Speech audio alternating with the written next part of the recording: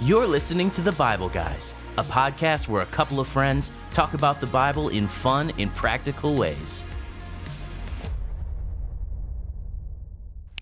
Good morning. Ooh. Good morning. We There talk you go. all night through. Good morning. Good morning to you and you and you. Wow. I added the and you. I liked it. Yeah, because And I didn't it's do it. not in the song. I know, but I usually help you out with that. Yeah, and I every time I sing that, by the way, I think of Debbie Reynolds. You think of Debbie Reynolds? Yeah, because she's the one that starts Yes. the singing. Mhm. Yeah, she's like, it's morning. Yeah. Okay. Hey, good morning, everybody. Here, the Bible Guys. We want to welcome you, and we thank you for tuning in today. And now that everybody's delighted that you sang to them, Yes. I just can't imagine how good the rest of this day is going to be for everybody. It sets the day in motion, Woo. Jeff, is Yes. what it does. Yes, it does. It does for me. It does? And, well, no, Yeah. not really, but Well, it's a good morning. I'll say, you know what? It is fun to be happy. It is. It It's is. fun to be happy. And happy is a choice. Happy is a choice. Yeah. I agree. And so, which is different than joy. God gives joy. Mm-hmm. Yeah, I was just reading about this idea in a book called The Gap and the Gain. And it was talking about the fact that a lot of people hope that their achievements will make them happy, or that their acquisitions will make them happy. And it's exactly the opposite. When you choose joy, when you choose to be happy, everything else is better. But most people that think that one more accomplishment or one more acquisition will make them happy are never happy. They're never happy. Right. Right? Because it's dependent on circumstances. That's right. So happiness, joy is an outlook that we choose. We choose it, and it comes from contentment. This is why Paul says contentment is great gain.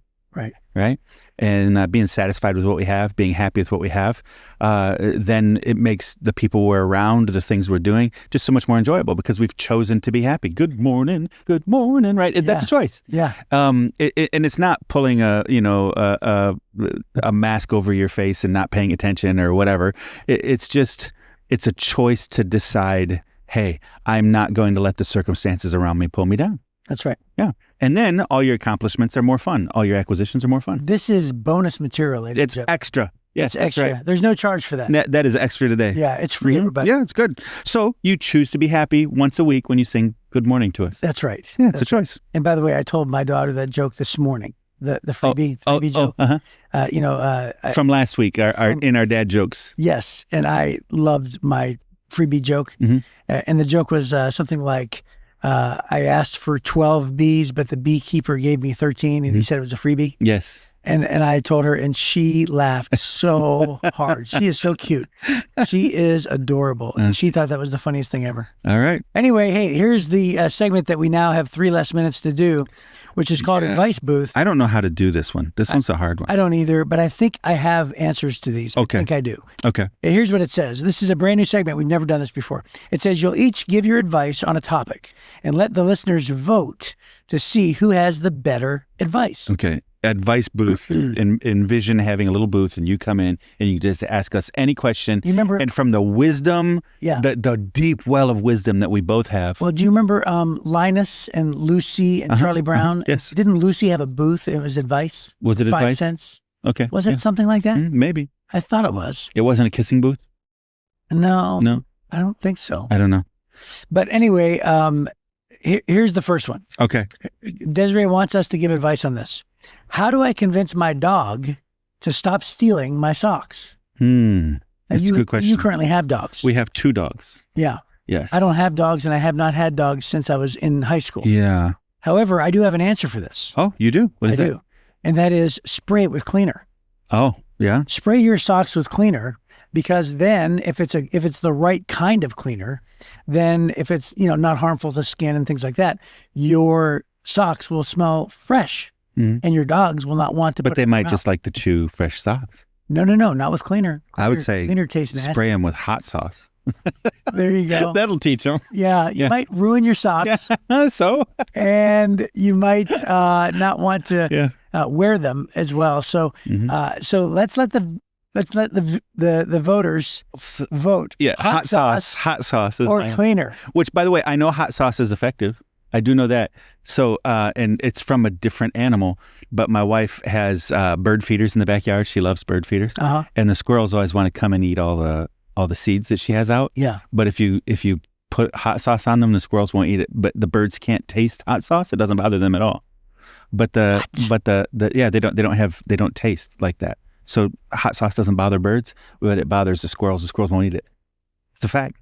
So that's why I know if you put hot sauce on your socks, your dogs will not chew them up. Wow. Yeah. Wow. But I don't want to wear socks with hot sauce on. I just don't. Spicy. Spicy. Hey, what color are their socks? Nah, I don't know. Yeah. Kind of like an orangey splotchy? Yeah. And then every place you go, everybody's like, I think I'm hungry for Mexican. Right.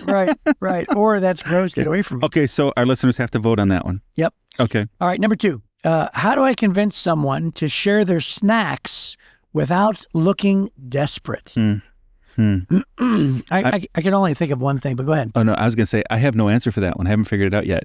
If I could crack that one, yeah, right, I think it'd solve all my problems in my life. You have a vested interest in my life. Yeah, exactly. Okay. I have no answer for this, so help me out, see. because I'm always desperate. Can I have that, please? Can I have a bite of that? Yeah. The only thing I could even think of to say is somehow convince them that you have great snacks later. Right? And that you'll share and that come up. I'll share my amazing snacks tomorrow if you share your good snacks today. Well, it's the only thing I think of. Yeah. Right? Yeah. It's like I want your snacks now. Yes. And I'm desperate to have your snacks now. That seems reasonable. And so the only thing I could do is promise something I don't have in the moment. Okay. Right? And then follow through. Isn't that what Wimpy did in the comic books? That's exactly right. Yeah. I will gladly pay you Tuesday for a hamburger today. That's what his saying was. Okay. Yeah, that's hilarious. So now you know. And by the way, we're showing our age on that one. Wimpy comes from? I don't remember. Popeye. Yeah, Wimpy was the guy from Popeye. Yes. And by the way, Popeye is still a movie that I quote. Really? I do, with my kids all the time. In fact, Steven's listening. He listens every day.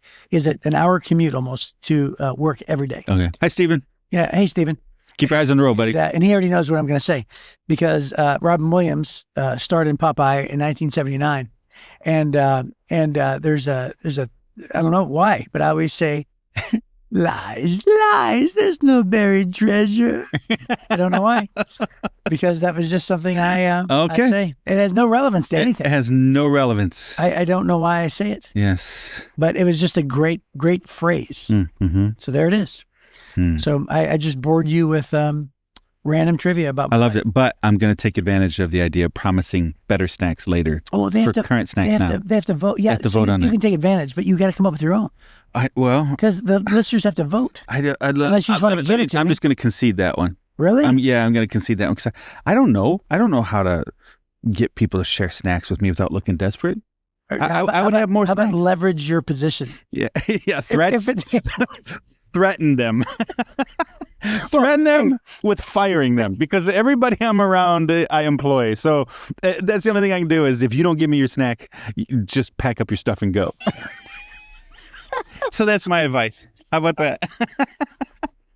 I think the voters are going to side with me. Yeah, maybe. Yeah, that's hilarious. That's so good. Hey, do you know who I am? Give me your Oreos. Yeah, exactly. Do you know who you're talking to? Yeah, that's right. That seems reasonable to me. Yeah, that's so funny. Yeah. Well, hey, that's great. Desperate times, desperate measures. There you go. Yeah. Well, hey, that'd get me in trouble probably. It would get you in trouble, and you know what that would not be? That you would not be choosing holiness. I wouldn't be. And today's prayer is all about keeping you out of trouble. Yeah, and choosing holiness. Yes. Yeah. So yeah, it's a horrible transition. Psalm 141 is a psalm of David.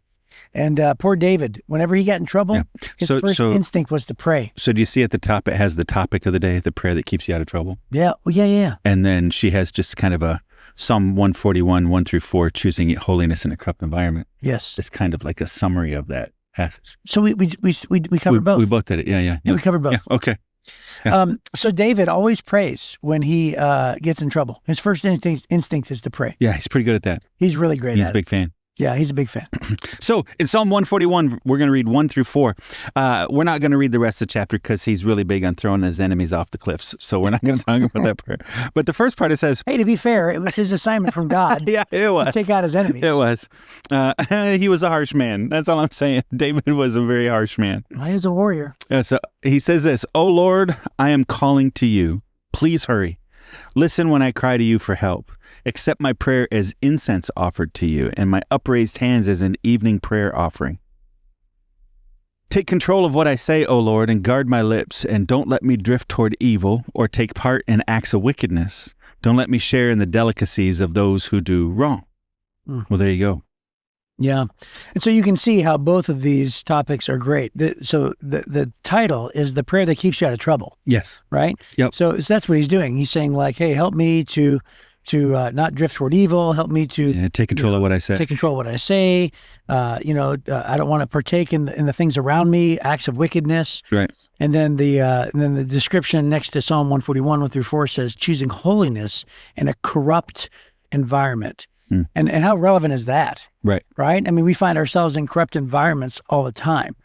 And just because there are things around us, if we're on mission and we're strong and we're there in the power of God, we can be in corrupt environments. But dangerous is the fine line, right? Isn't there a fine line with sometimes corrupt environments? You're like, number one, I don't need to be there if there's no purpose in you being there. And number two, especially if it's going to influence you to do corrupt things. Right. And so one of the most unwise things a lot of us can do is try to place ourselves in corrupt environments when we know we're going to struggle. Right. Right. Well, I don't know that we always know that, right? We lie to ourselves. The heart is deceitful above all things and desperately wicked. Who can really know it? For sure. So most of the time we justify it going, "Oh, I'm pretty strong. I'm just." How many people do I know? I had a friend who was running our Celebrate Recovery program, and he had a friend who fell off the wagon, and the guy was like, "How? What happened?" And the guy said, "I don't know. It just suddenly happened."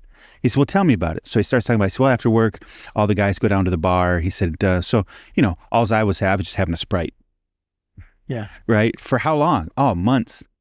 It's like, dude, you go to the barbershop long enough. You sit in the barbershop long enough, you're going to get your hair cut.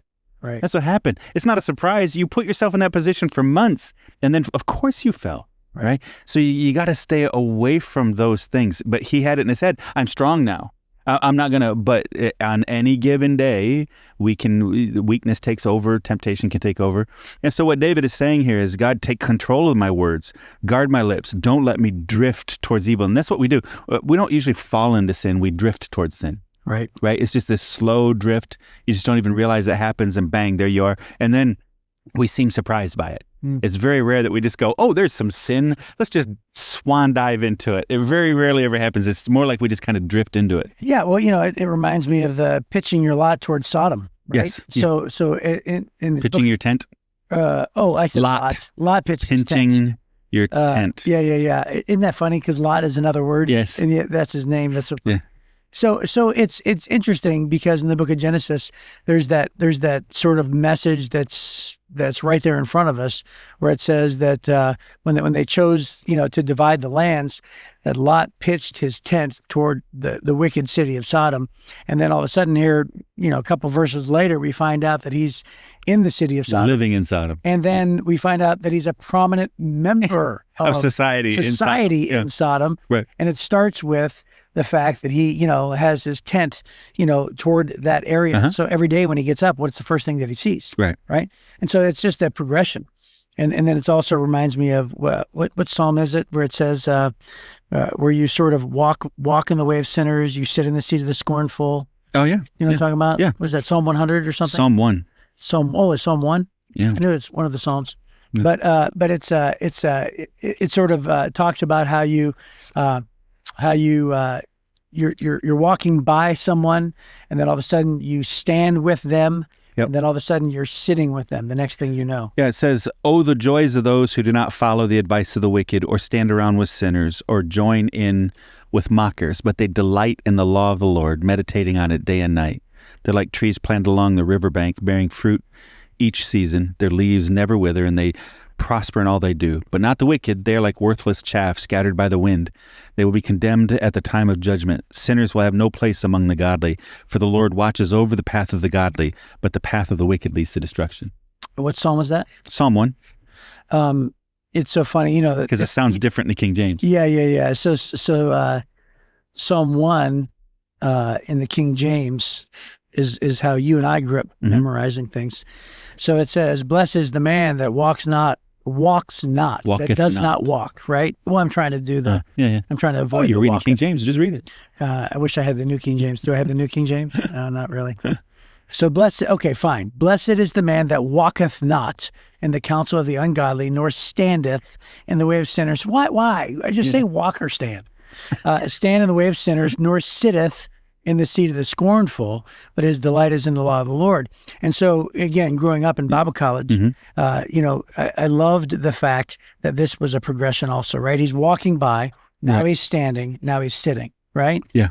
And so it translates a little bit different. There's always a progression for sin, right? That's right. That it starts off pretty innocuous and I'm strong, and then I'll just flirt with a little bit, but I'm not going to let it take over.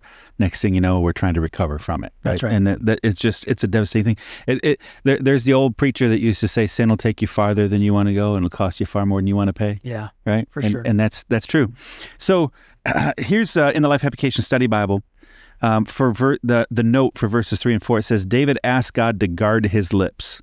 What comes out of your lips is determined by what resides in your heart. Remember, Jesus said, out of the abundance of the heart, the mouth speaks? Yeah, that's right. Right? The King James says, out of the abundance of the heart, the mouth speaketh. Speaketh. There you go. Speaketh. Yeah, that's right. So what comes out of our mouth is determined by what resides in our heart. Ultimately, word issues are heart issues. The same is true with our actions. Evil acts begin with evil desires from the heart. It isn't enough just to ask God to keep you away from temptation and make you stronger or change your circumstances. You must ask him to change you on the inside, at the heart of your desires. And so this is why he's asking God, don't let me drift. Take control of what I say, guard my lips. So he's really talking the internal changes that need to happen in order to protect the external behaviors, and that is what he's asking for. So that's great. Yeah. So verse 1 says, "O Lord, I am calling to you. Please hurry. Listen when I cry for you for help." And I love the fact that there's an urgency to his prayer, right? So please hurry means meet with me, give me strength, grant my requests. So I love that.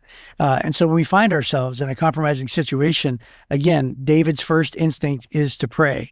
And so, God, give me the strength right now in this moment to not say what I want to say, Yeah. Give me the strength right now not to react the way I want to react or not post online what I want. This is super relevant to our time, isn't it? Yeah, it really is. And then verse number 2 says, "Accept my prayer as incense offered to you." And it's interesting because most of us, we don't burn incense for just about anything unless it's, some house kind of a thing. But anyway, there's a note in my study Bible that says this: each evening, the Jewish priest would offer a burnt offering on the brazen altar and also burn incense on the golden altar. But God accepted David's prayers and uplifted hands as his offering. Frankincense is usually included with the burnt offering. See Exodus chapter 30, 34, Leviticus 2. Incense is a picture of prayer going up to the Lord. Revelation 5:8, Revelation 8:4. David's hands were empty, but his heart was full of love for the Lord and faith in his promises. So David has no incense in this moment, but he's saying, accept my prayer as if they are incense. Right. And so it's symbolic how he is able to, connect it to an offering to God. And he's saying, let my prayer be an offering. Accept it because I'm offering my heart to you. I'm offering my desire. Please hurry. I'm giving myself to you. I love that word picture, and it also makes sense. It gives context to that word incense too. Yeah. In James 3, he talks about how our words are like a spark that can start a big fire, and incense is always it's something that's burning. Yeah. Right. So you burn it in order to create a smoke, and so our lips can be used for good, or as James says in James chapter 3, they can start a forest fire, right? And so this is what David is saying is, hey, God, moderate my language, moderate my words, help. And then you have to remember, he's in the middle of some persecution right now. He's being hunted. It's a difficult time in his life. And he's praying in that context that God would keep him under control and not do more damage. And I think this is really important for the average human. We open our mouth to talk 700 times a day, right? Wow. We say tens of thousands of words, but we open our mouth to speak in conversation about 700 times a day. And so you think about that, the potential for incense as a prayer to God is great. The potential to burn down our life is even greater. Yeah. And so this is why David is saying, God, on the first side, let the words be pleasing to you that come out of my mouth. And then God, protect me, guard me from burning down my life. I mean, because you know the pressure I'm under. And I think our society is under a lot of pressure right now. And we're really tempted to add more fire, to cause more of a wildfire, not to make things better, not to slow it down, but to burn it down. And, the only hope we really have is that God would help us moderate our language and moderate our words so that we're not doing more damage with our words. So yeah, that's really good. I was looking up as you were talking, I looked up, I was talking about the incense, being, and sort of like a sacrifice to God. And it reminded me of, in the New Testament, it talks about how our sacrifices are a sweet aroma and a sweet fragrance to God. Yeah. Mm-hmm. So Ephesians 5:2 says, walk in love as Christ has also loved us and gave himself up for us, a fragrant offering and sacrifice to God. And Philippians 4:18, Paul describes the Philippians' gift to him as a sweet-smelling aroma, an acceptable sacrifice, well-pleasing to God. In the Old Testament, Leviticus 1:9 speaks of burnt offering as a food offering with a pleasing aroma to the Lord. And I remember doing a study one time on certain types of sacrifices. There are sacrifices that are offered for the whole nation. There's certain sacrifices that are offered for families, certain ones that are, represent different things. And there is one in particular, and it's really sort of the only one that is for the nation that is designed for aroma. And it's actually referring to those kinds of sacrifices. So I think that that's really interesting. Yeah. And so again, just know that David is connecting his prayer. He has no incense. He has no sacrifice. He has no aroma type things, right? He has nothing, but he has open hands and a willing heart. And he's saying, God, accept my prayer as a sacrifice, as an offering, and receive it that way. And respond to it that way, right? Bless me in the same way because I desperately and urgently need you to do these things. And I think that it's just a beautiful, beautiful picture. I think it's fantastic. So he ends up with, and don't let me share in the delicacies of those who do wrong. Mm-hmm. And, it's surprising sometimes to realize even the Bible admits that sin is pleasurable. Yep. Right? It's pleasurable for a season. It's enjoyable for a season. And so it can be very attractive. And it doesn't always appear ugly or defiling or horrible in the moment, right? But once we give in to sin, it only then, after we give in, after we're deceived by sin, that's when we really begin to find out the ugly consequences of it. And so David is like, hey, I recognize that it's very attractive. All these things that the ungodly people around me are doing, they look very attractive. And so help me not get sucked into that because I don't want to pay the unattractive price for this attractive temptation, right? Right. And that's true with, that beautiful person at work that you're attracted to, or that little extra money you want to shave off the side, or, there's so many things that look very attractive in the moment, but the price is not attractive. The price is very ugly and devastating. And so that's what he's asking is, God, I want my words to be pleasing to you, like a beautiful sacrifice of incense.